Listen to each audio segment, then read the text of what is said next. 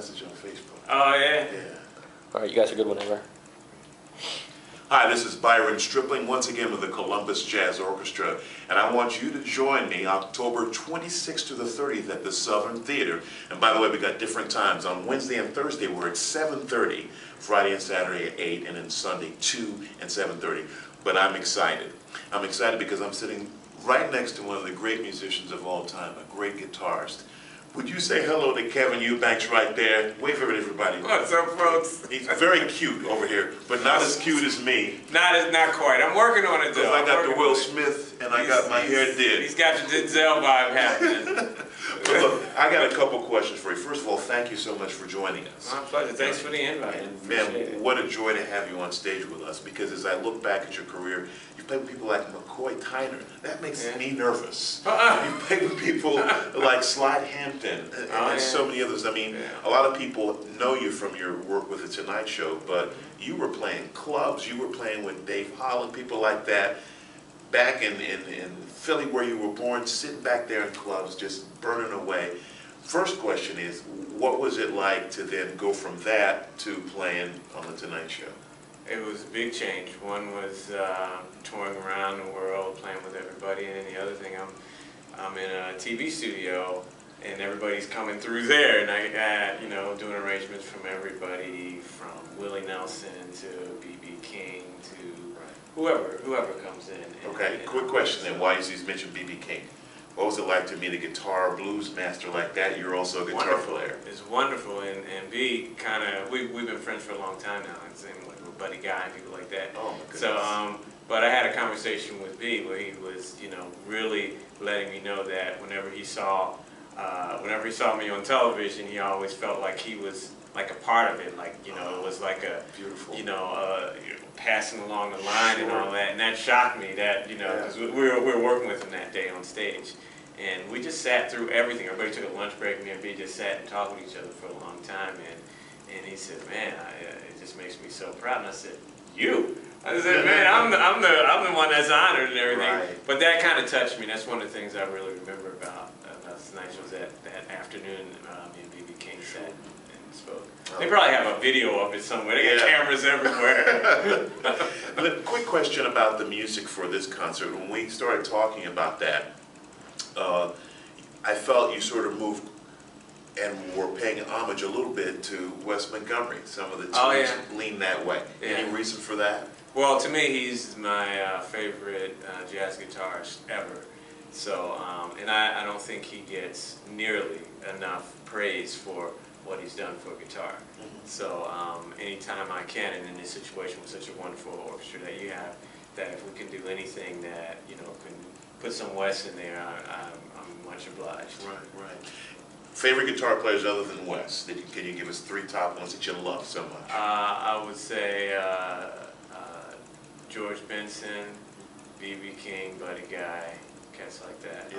Yeah, I really lean a lot to blues. I really love blues guitar a lot. So, and I've been fortunate enough to. I have so much fun when I go to Chicago playing at Buddy Guy's place. Whenever I'm there, I go in and sit in. And a lot of the guys that I've met, you know. But I like a lot of country music too. A lot of bluegrass music, a lot of pedal steel guitar players and things like that too. You heard it here first. He likes country music. Oh yeah, bluegrass. You know, you should get some bluegrass cats to come in here and play at the orchestra. It would be a wonderful. Some of the pedal steel, beautiful players. Wow. You know, and they lean towards jazz, and I think bluegrass in particular.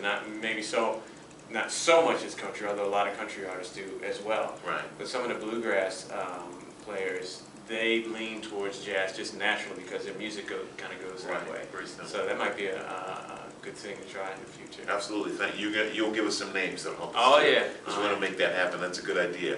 Final question for you is: I read that you feel that, and I do too. You feel that music is food for the soul.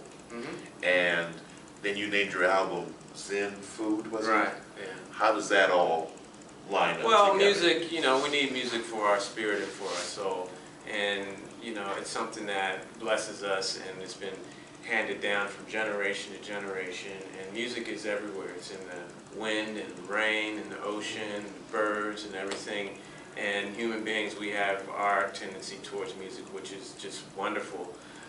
So all of that, you know, kind of completes a nice circle for me. I feel really connected when I feel that I'm getting some energy and some clarity of thought through all the different music that you can, you know, participate in and experience and all that. So it just feels like a certain type of food for me. So. But then I also heard you say that. So the music does that to you, and then if you can put that together with eating well and that making you feel eating the right foods. Oh yeah. So you're a vegetarian. Tell us 2 seconds about that.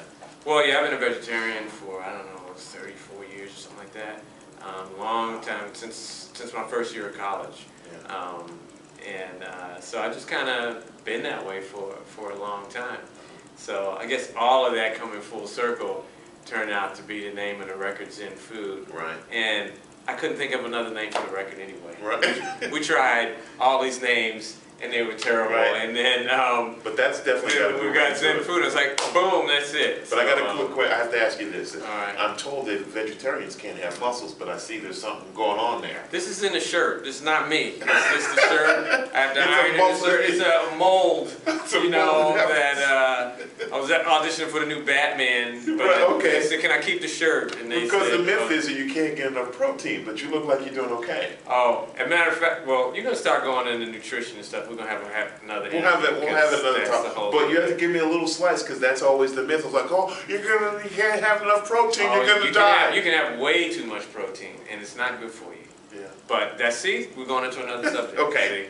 All right. We won't go too far in that. You'll have to read articles, and then I'm going to give you the lowdown after I talk to Kevin about nutrition. That's the new record name. We'll have a new record coming out next year. We're going to call it Too Much Protein. Too much. There you go. We're not really a terrible. You heard it here first. Too much protein. The bluegrass players.